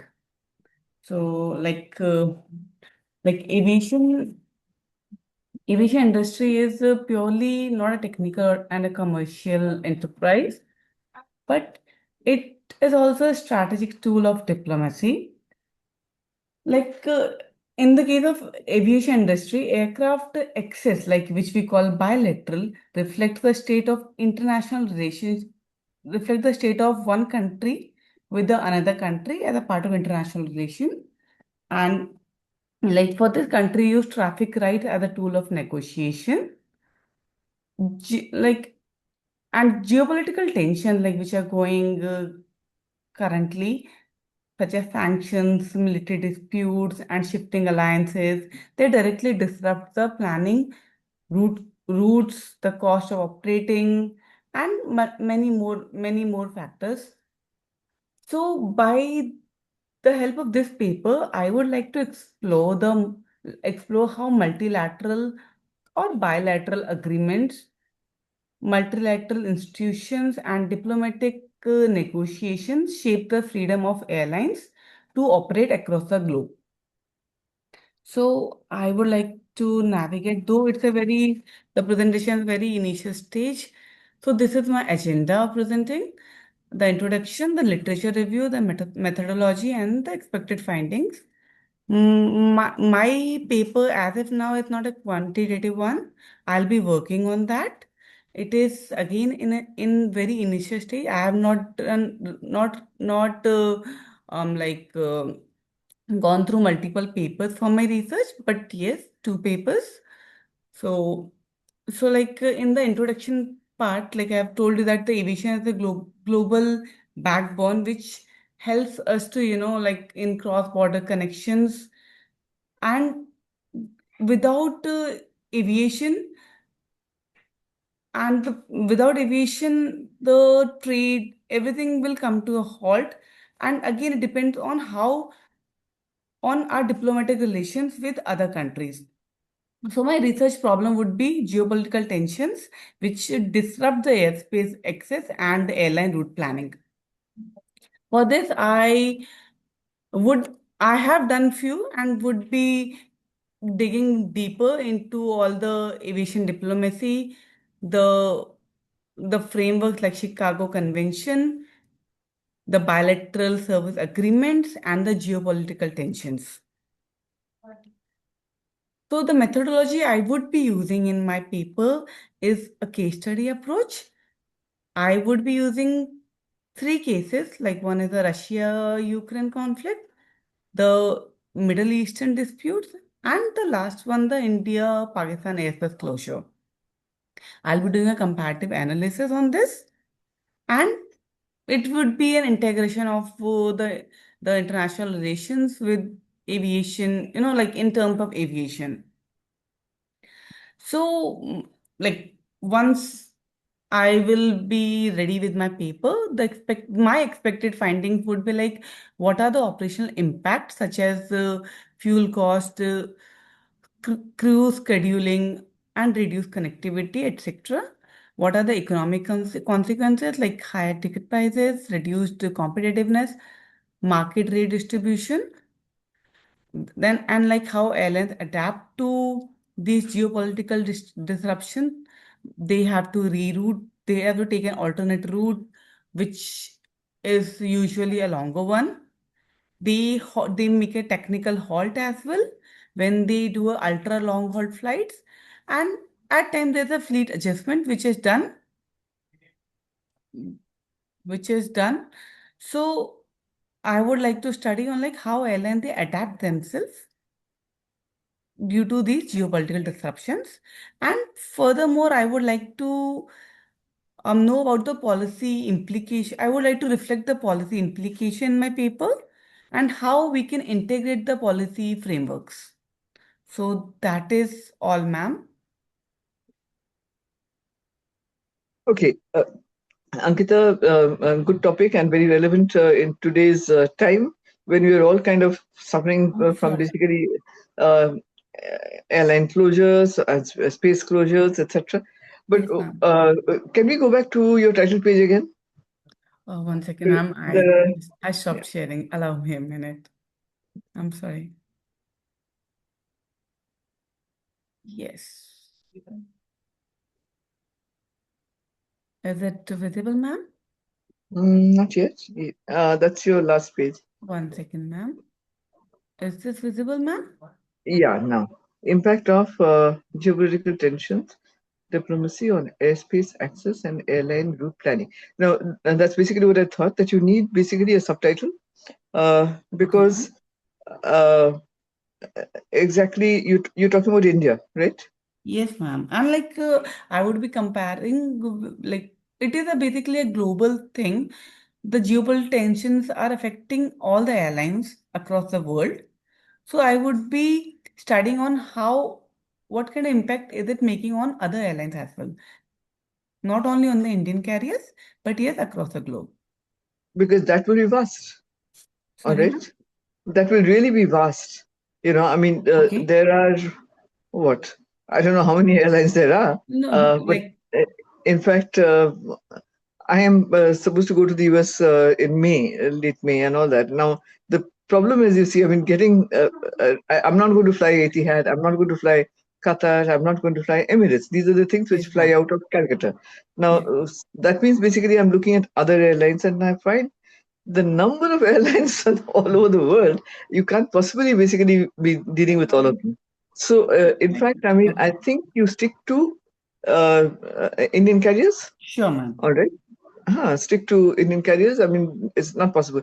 I mean, they offer their like British Airways, Lufthansa, etc. They offer what 1,71,000 return, all right, and then you have other like Virgin, which is well basically much less. Okay, so I think basically, I mean, if you're going to do all these are all, and they follow different routes, right? So take Indian carriers and Okay, the ma'am. three cases that you have: Ukraine, Middle East, and Pakistan. Now they well, what effect they've had on India, all right, particularly because the airspace over these is closed. It has increased fuel costs at a time when fuel itself is not available, all right. Uh, Okay. uh, so those which are flying out of India, I mean, which are Indian carriers, would be what? Air India, Indigo, right? Yes, Uh, ma'am. Akasa. and which one? You're talking about the carriers which operate internationally? Yeah. Yeah. So it would be Akasa, Indigo, SpiceJet, and Hmm. Air India. And Air India actually. Akasa also goes out of India. Yes, ma'am. Yes, ma'am. It does. Oh, okay, okay. So these are limited and it can be done. All right, okay. How are they rescheduling as a result of that, and how it affects basically the cost, all right, uh, of flying, okay, Mm-hmm. which is passed on to the passengers. All right. Yes, ma'am. Uh, Yes. so basically, I mean, there is much more that you can do if you have only a limit. Your three case studies are fine. Those Yes. three are absolutely fine because they're current and it is there. Uh, are you also working in some airline or something? Yes, ma'am. I And work for Air India. you work for India. So you Yes. can easily avail of data, all right, which is there, the rerouting and stuff like that, I mean, refueling in Vienna by Air India, all right, which is Yes, ma'am. obviously increase the cost of, well, flying, all right, Yes. Air India. And I think the same is true of Indigo, etc. I mean, because they have to not only bypass Pakistan, they have to bypass the Middle East and they have to bypass Mm, Ukraine. ma'am, So like it's certainly basically, true. like, may I add to this? Yeah, Indigo, they have wet leased the aircraft, like they have wet leased aircraft from Turkish Airlines. So there's no restriction on them flying over Pakistan because they are not taking Indian registered aircrafts in Pakistan airspace. So they don't have much of challenges like what we have. yeah, this is exactly what you also must point out. But the only thing is, in fact, I think Indigo is taking advantage of this. Yes, ma'am. They are canceling suppose it's Calcutta to Mumbai, all right, and then you fly out in Turkish Airlines, but they're canceling the Indian sector. Yes, So the ma'am. person is kind of stranded and has to pay through the nose to get another ticket, all right. So these are also there, all right. The rest is Turkish Airlines, okay.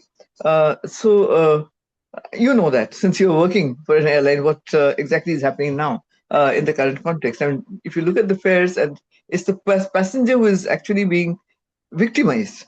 All Of right. course, ma'am. Uh, yeah, There's fuel pricing also introduced by the airlines, Indigo, and Air all that is India. passed on to the passenger.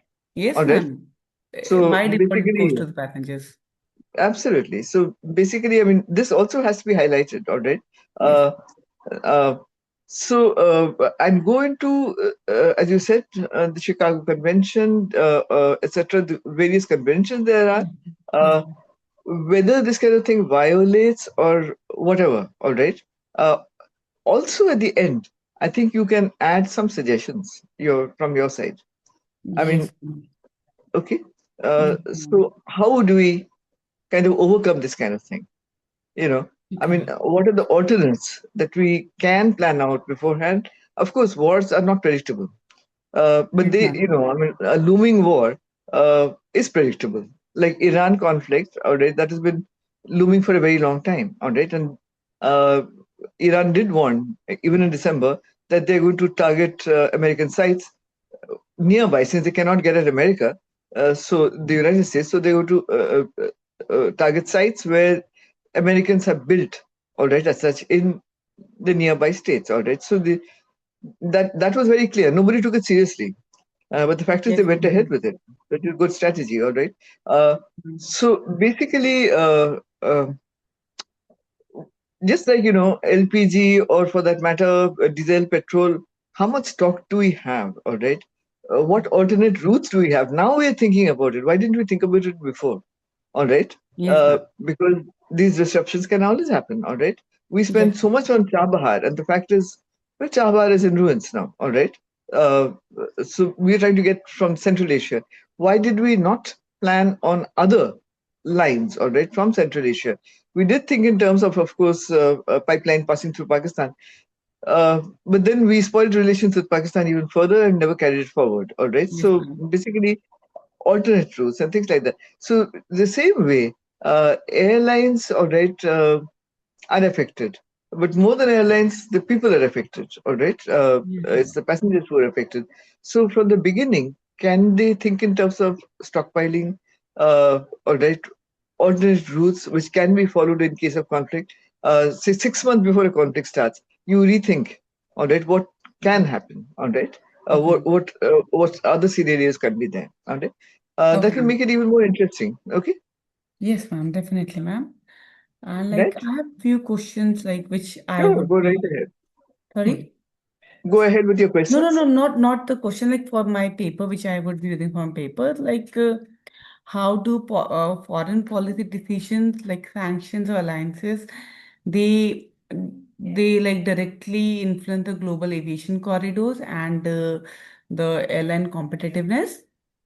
And to what extent like aviation diplomacy influence the redistribution of routes among the airlines, during the geopolitical crisis? Like, as you thought about these two as of now, I'll be working on more.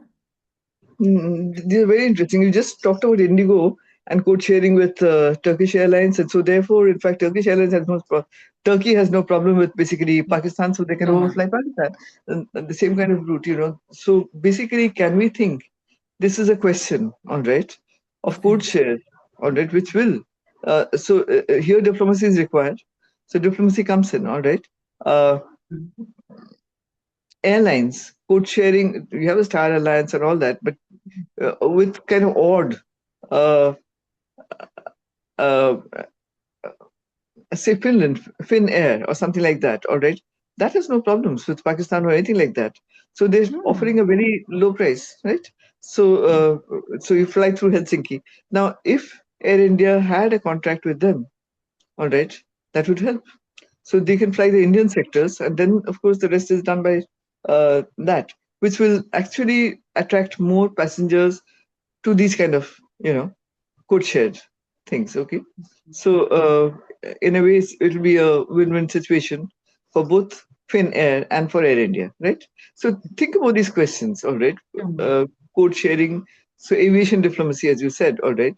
Uh, Countries we have good relations with, whether our airlines can get together too, all right? Which because all countries they don't have any problems with Pakistan, but we cannot overfly Pakistan. But many other airlines can, like Turkey, all right? The Turkish Airlines that is doing it. Okay. Uh, well, I know that recently, in fact, this Turkish Airlines has been going from Mumbai to Jeddah, Jeddah to Istanbul, and from Istanbul to the United States. Okay, so basically that's the circuitous route. It's a longer route, but if it could be even shortened in any other way, all right. Uh, it's a good paper. It's a very interesting paper, and I don't think anybody here in the earlier cohorts has tried something like this. So we'll look forward to your paper. Okay, Thank you so much, ma'am. Thank you so much, ma'am. Ankita, you're welcome, Ankita. Right. All right. Thank you, Ankita. Ma'am, next we have one more presentation by Vedahi. Okay. Yeah.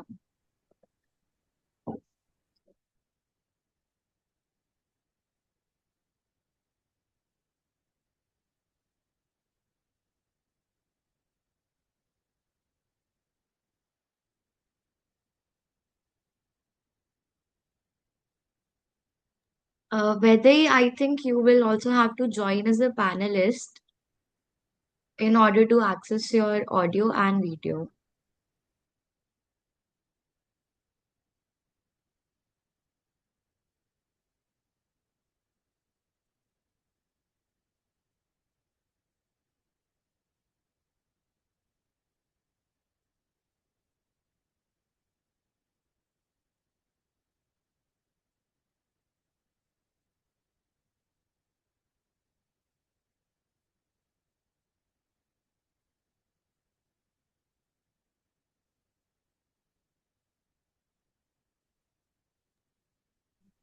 Vadeji, please accept the invitation to join as panelist.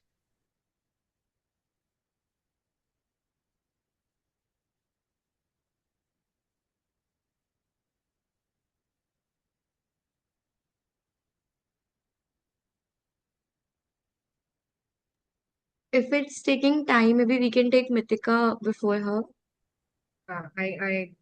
We should go ahead with that. Yeah. So Mythika, you can present right now. Hi, good evening, ma'am. I'll just share my screen. Good evening. Right.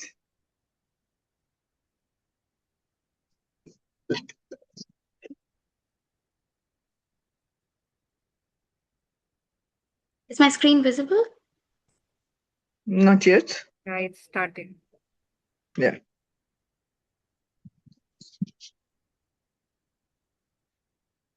So, like I had mentioned, that my topic would be use of tariffs by the US as economic statecraft and its impact on India's diplomacy and strategic autonomy. So largely, like we had discussed last time, the topic would focus on, what tariffs traditionally meant. So, they serve these three purposes of revenue protection and reciprocity, but how over a period of time they have developed into, power instruments, which are even more than, simple mere trade tools. So tariff as a foreign policy tool is no longer restricted to, just as a tool of revenue generation, but is actually deployed by states, for various other reasons to, establish their power in the trade market. Um, like I mentioned, tariffs as if you had to historically trace back, the U.S. tariffs, they have moved through, very clear phases where they were initially, like I mentioned, initially introduced for revenue generation, then for protectionism, and however it moved on to trade liberalization, the post the World War II era. But now what we are seeing is that the modern tariffs are being used by the as geopolitical tools, though styled as protectionism, but in the garb of industrial policy and a security narrative by the US.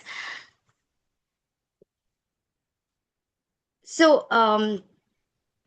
in the the trade war paradigm, it is seen that these are used as they're strategically used as pressure tools to negotiate market access, subsidies, and regulatory concessions. And although they start off as trade wars, they ultimately converge into alignment partners and non-alignment partners. And what are the economic consequences of this?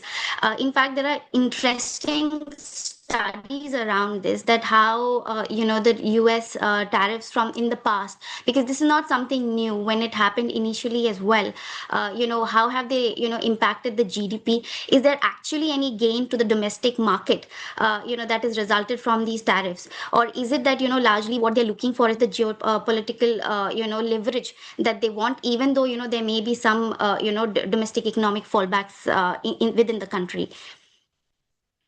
One of the things that I would also do in my study is to actually compare the United States, impact, the reciprocal tariff impact, on India through a comparative study with, what has China done and what has the EU done, and why it works for them or it may not, and whether the same thing would work for India or it may not work for India. So that's one of the questions which I'll come to later.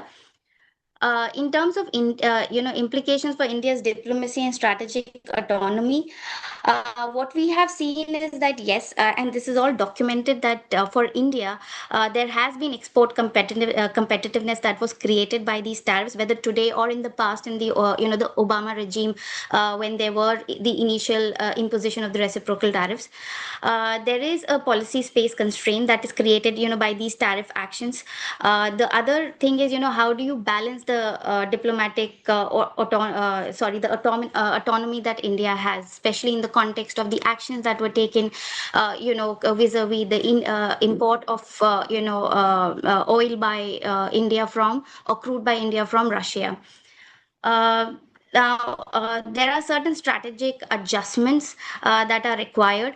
So India has taken various steps, like, the diversification of trade, going and signing FTAs with various other countries like, the EU and the UK.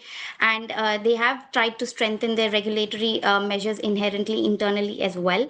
And, India also exercises autonomy through flexibility, engagement, and structured bargaining under pressure. But what does this really mean for India? Has has it really converged into what we are seeing? And a lot of it is still unanswered because we haven't been able to conclude anything, and we are still in the process of doing it. So ultimately, uh, this is just a carry forward of that. So I'll move to my research questions. So obviously, the first question would be the characterization and the evolution of tariffs as a statecraft first framework, which is now taking shape in various countries. And to this we will also link the economic impact. Where does it actually help alter trade policies, or are these actually temporary measures which are done more as power play tactics? The other thing is the evaluation of middle power geo-economic agencies like India. So we are not like currently, at least from a state performance perspective, superpowers like in the category of the EU or China. So what do state players like India, how do they respond? Is would retaliatory measures like symmetrically as employed by China and EU work for us, or could India have acted differently by actually going full-fledged against the US? And the third is very important, is the role of domestic coalition formation. Now we did study or we did go through a lecture in terms of the other non-state actors, and what we know is that typically there are strong non-state actors, and is would it be beneficial for India to actually form a coalition with such non-state actors, like for example, like pharma industry in India is relevant, right? And all the exports that it does to the US is also very critical for the US. So would relying on the US Industry Association for the pharmaceuticals benefit India, and would it help India create independent basis to actually influence its policy with the US? The other is the support evidence based narrative in terms of how these tariffs are actually impacting the entire supply chain, and just not the Indian exporters, but ultimately the importers in the US, and how costs have risen for them. And thirdly, deliberately link tariff disputes to issues that matter most to the US coalition. Now, like we have seen that majorly what US had tried to do is they have tried to impose, because of the security narrative, they have tried to impose high tariffs on semiconductors and all, which are also relevant for its defense industry. Now defense supply chain is something which is a very critical trade space for the US. So to show that impact to the US, and to actually have them as your coalition partners, ultimately could also help India. So these are the questions that I would evaluate and look at. Obviously my methodology, which I had explained in the past, also would be largely qualitative, but with a bit of quantitative. So it's like a mixed approach with the qualitative core, because we are talking about tariffs and numbers now. Tariffs and concessions and duties, numbers do become important. So I would also be evaluating that broadly from the context of impact on GDP, and the domestic tax base, how does it get impacted in both countries, be it India or the US. Okay, Mithika, I think this is well written and all that. Just a few questions, some of them technical. But first, the question is, have you also basically discussed the WTO and its regulations, and how far they have succeeded? We do Yes, ma'am. have international. Okay, so you have, right? I have done that That's a- research, and I have looked at that impact, and I will be covering that in terms of when I'm evaluating the question of whether India could have done something differently, especially as a middle power player. And in terms of in the past, how the WTO and the GATT framework has worked for India or not worked so well, and especially when US has in most cases been very restrictive or have tried to block these processes. So yes, I have looked at it, and I am going to evaluate and enhance on that as well. Okay. Also, basically, the treaties which have been signed by many countries and have not been signed by others. Have you discussed those regarding, Not so, ma'am. tariff barriers and non-tariff barriers? So yes, ma'am. In the context of US, what is happening presently in terms of where they have already been able to sign certain agreements as and have branded them as alignment part of what you're referring to, or the general, the tariff treaties that are in place? Okay, Mithika. Basically, your focus is on the United States, right? I mean, you are Yes. dealing with the United States. So maybe that should be reflected Yes, ma'am. all right, in your title. All right, maybe a subtitle which contains the United States and what you're trying to work on. And the other focus is on India, right? You have brought in Yes. China, you have brought in the EU, but yeah, go back to your first. Okay, just read it out because I'm reading this on my phone and it's too tiny. Can you read out the title? Use of tariffs by Yes, ma'am. Use of tariffs by the USA as geoeconomic statecraft and its impact on India's diplomacy and strategic autonomy. Oh, okay. So you have put it in. That's Yes. fine. I mean, both US and India are there. All right. Yes. So that is all right. My question was about the WTO, which you say that you have brought in. Basically, the tariff regime, all right, or non-tariff barriers, is how they have tried to get across. I mean, get through them. First of all, there was the GATT, or the GATT, Yes. and then, of course, the WTO. Just go into a bit of that, all right, that literature before you go on further. Yes, The ma'am. other technical question was basically your research questions are more like, I mean, they should be shaped as questions, right? Okay. Yes, Uh, ma'am. because yeah, just go back. I don't know Research if again, it's too tiny for me to see. one, one second, ma'am. Because neither my laptop nor my desktop seems to. I mean, they seem to have conked out together. So I'm looking at it on my phone, and yeah, I don't see question marks. Are there question marks at the end? Yes, ma'am. So if you see, if you see the middle power geoeconomic, I've just given subheadings. But the question is, how do states like India respond when they cannot retaliate symmetrically like China and the EU? Could India have acted differently through retaliation to preserve its full autonomy? Similarly, Hmm. under the domestic coalition formation, how target states like India can strategically engage with coercers domestic coalition building to counter the tariff threat, like the US industry associations that are importer dependent to act as domestic veto players. Then the last one is deliberately okay, this is not in the form of a question, but I get it. I will frame this in a question, but yes. Any question? Yeah, yeah. And it'd be good, basically, since you have research questions over there, you have a lit review before this, a literature review. Sorry, ma'am, Have I you? didn't. Do you have a literature review before this? I mean, No, do I add don't. it. I'll add that. Yeah, please add that, okay? So that will make it more of a research paper. In any case, it's a research paper. The other question that I wanted to ask you was basically you talk about use of both quantitative and qualitative. Qualitative mainly and a bit of quantitative. All right. Yes. Uh, Yes. where will you get your data for the quantitative? Ma'am, I have researched, so there are quite a few because this is largely tariffs and especially the GDP impact is a tax foray. So I have come Hmm. across a lot of tax foundation work where they have graphically tested this data and come out, with various evaluations.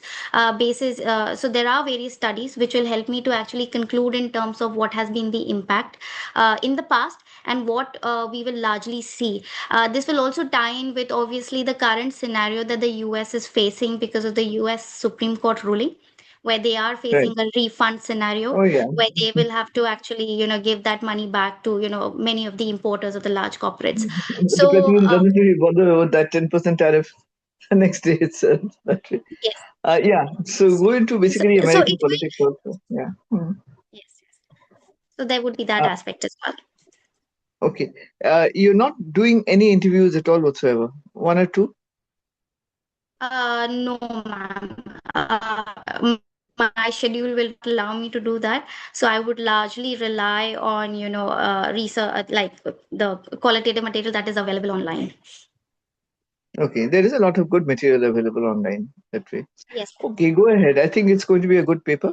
Uh, I'm looking forward to the end product. Okay. thank you. Yes, ma'am. Thank you. Thank you, Mitika. Thank you, ma'am. Next, we can have Vaidehi ji. If she is ready. Yes, ma'am. Vaidehi. Yes, I'm ready. So I'm sharing screen for you. Yeah.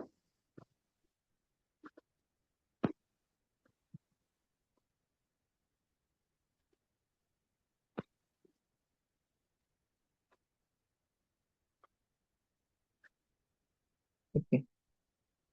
Vaidehi will not be visible, right?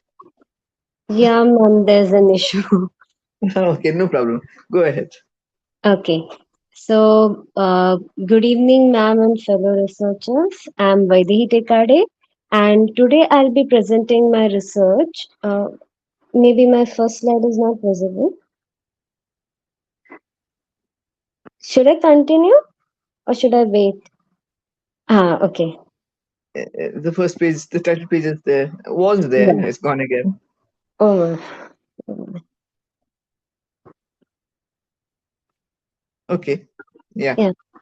Okay, it works. So today I'll be presenting my research, which is titled Urban Heritage as Strategic Soft Power, Epistemic Delinking and Expansion of India's UNESCO Footprint with Ahmedabad as a case study. So moving on the next slide.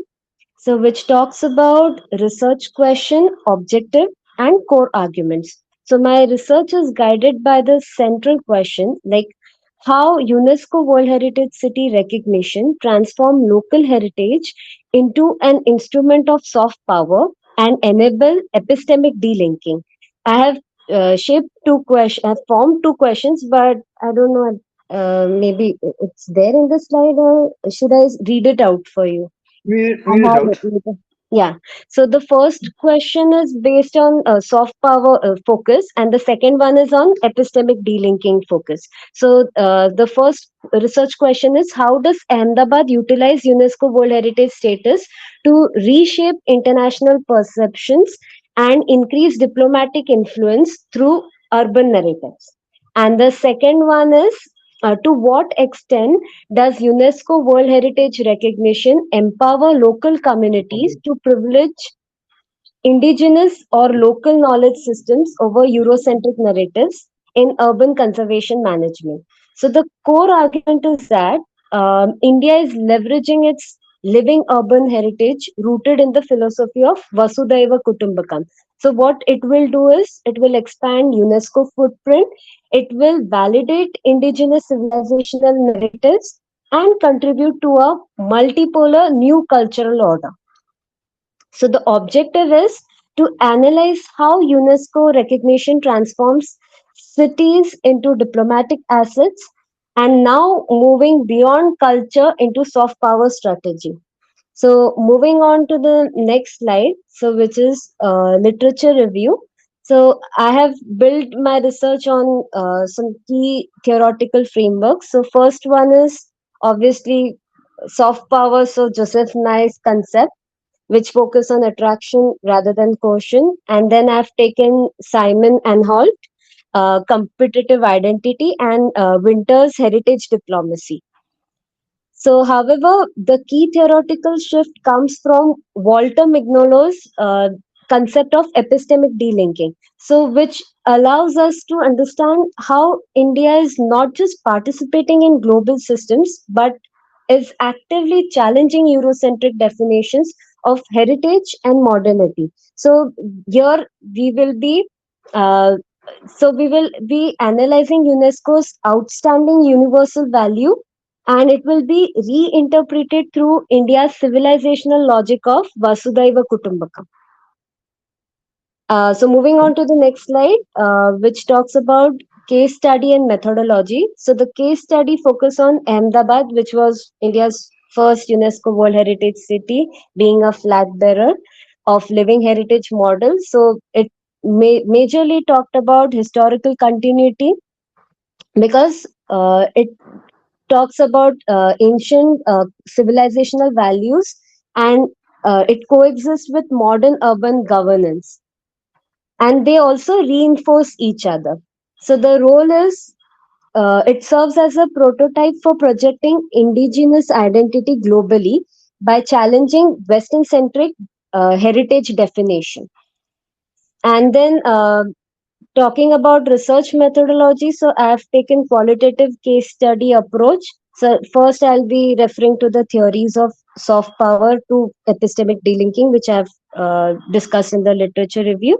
And then I'll be also focusing on discourse analysis like 1972 UNESCO World Heritage Convention and the recent G20 Kashi Cultural Framework.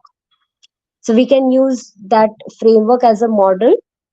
And the third one, what I'll be doing is what I have already done is field observation. Ahmedabad, had been to Ahmedabad as I had discussed last time. So that will also be included, and then I'll be analyzing the how this Ahmedabad municipal corporation, how they have worked and how we can link all these models and for the so to have a comparative insights for cities like Varanasi, Delhi and Mumbai. And Right. then I'll be also sharing my policy recommendations. So moving on the next slide. So I'll be talking about my findings. So the findings show that UNESCO heritage recognition acts as a catalyst. So first is domestic impact of UNESCO branding. So it promotes urban modernization while simultaneously validating India's historical narratives on a global stage. And then I've taken Ahmedabad heritage model. So it demonstrates that heritage conservation and economic growth are not contradictory. So they can coexist and can even reinforce international legitimacy. And then third, I have discussed about multilateral role of the multilateral forums like G20 and BRICS. So now currently India is the chair of BRICS presidency. And if we compare G20's Vasudhaiva Kutumbakam theme, we have, and also the Global South advocacy, we can see the imprints in the BRICS presidency also. If we see all the 5 pillars of BRICS, like innovation, sustainability, so it has a print like a print of G20 in BRICS also. So therefore, we can see these two forums will act as a soft power accelerators. And then G20 2023 presidency showcased India's civilizational ethos through Kashi cultural framework. So the upcoming presidency can serve as an epistemic laboratory where it will enable global South nations to redefine heritage norms. So this can open pathways for cities like Delhi, Mumbai, Varanasi to be positioned strategically for future UNESCO recognition.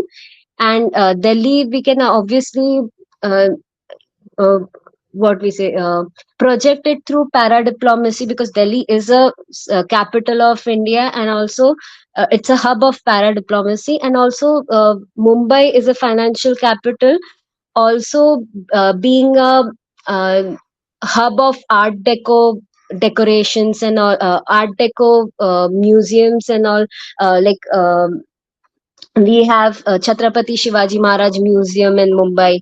So all these sites are UNESCO recognized sites. So we can leverage these sites also. And so moving on to the last slide, which is recommendations and way forward. So based on the findings, I propose 4 key policy recommendations. First is fast track UNESCO tentative list, especially for cities like Varanasi, Delhi, and Mumbai. So we can use Kashi Cultural Pathway G20 to align municipal laws and also Ahmedabad's model with international norms. And second is establish an indigenous outstanding task force, so to institutionalize indigenous outstanding universal value framework, which will prioritize Varanasi, Mumbai and Delhi. Then the third point is leveraging BRICS cultural exchange. So here, to build a global South consensus on heritage standards, like BRICS has Heritage Conservation Alliance, so that we can leverage. And the fourth is create a sovereign digital repository. So what that will ensure is it will ensure data autonomy and narrative control over India's heritage sites. And the way forward is to conclude, I would say expanding UNESCO's designations is not just cultural, it's strategic. So it allows India to diversify its soft power, challenge Western centric definitions of heritage, and advance a multipolar new cultural order rooted in Vasudhaiva Kutumbakam. So to conclude, I would say India's living heritage cities are not just remnants of past, they are active instruments shaping the future of global diplomacy. Thank you. Thank you, Vaidehi. In fact, this is a huge improvement over your last one, where you're focusing only on Ahmedabad. Now you've brought in epistemic delinking and all that theory, which actually brings me, I mean, because your literature review is, I'm sure there'll be more, but Yes, ma'am. what you have shown is basically a few of your theory-based books, all right? I mean, theory Yes, that you're ma'am. using or otherwise. Mhm. So, but I think you should bring in also about heritage city or a heritage UNESCO heritage. Okay, there are works on that. Take at the UN website the importance of this. All right. Okay. Add a bit more to your literature review. All right, going beyond just the theoretical books. All right. I mean, theories books which basically explain theories or rather expound theories on which you are basing your work. All right. So So. UNESCO website, I have to focus now on that. Yeah, so take a look at that. All right. The other Okay. thing, in fact, I mean, while you were talking, I was just wondering, you urban heritage as strategic. Uh, this is okay. I mean, the topic is all right. The other thing was basically that I was thinking is that uh, to bring in the social media, all right. Okay. UNESCO designating Ahmedabad uh, uh, as a basically heritage city, okay. Hmm. And you said it's living heritage, which is exactly what I was trying to point out in the last one, okay. Uh, so it is building heritage also. I mean, it's not just kind of you see dead heritage, okay. Mohenjo-daro is dead heritage, but Indian cities like Varanasi and all that, they are all living, all right. So basically, very important that way. Now, uh, uh, well, so soft power is also promoted by social media in the current context, in today's context, right? So Yes, ma'am. maybe, in fact, I think you should, towards the end, I mean, how soft power can be used, or rather, basically, how social media can be used to promote soft power. And here, in that context, UNESCO heritage cities, all right? Unless people know, all right, that these are tourist destinations or what can be found there, whether it's interesting enough. How you're talking about tourism, all right, and which is part of Yes, soft ma'am. power, but how will they know? All right. So use of social media, both by the government and by the private sector, all right, to promote, okay, heritage cities, okay. Uh, and I think it's completed itself. You have research questions, you're answering them. Uh, Go ahead. I think it's a good paper. Yes, It's coming out much better than last time, also, right? yes, ma'am. That is because of your guidance, ma'am. Last time No, you thank just you. explained Thank me you. Because now, wonderfully. yeah, It was in really fact, helpful. yeah, it's sounds much better certainly because it's got wider scope. It's not just kind of just limited. All right. Go Yes, ahead. I'm looking forward to your final product. Okay. yes, ma'am. I'll definitely look. I'll definitely read it into more into social media and Yeah. soft power, and I'll come back. Yeah. And yeah, literature review and basically into social media and how it can promote soft power. All right. Sure, So sure, ma'am. right. Thank you so much, ma'am. Okay. You're welcome. Very. Okay, thank you, Vaidehi.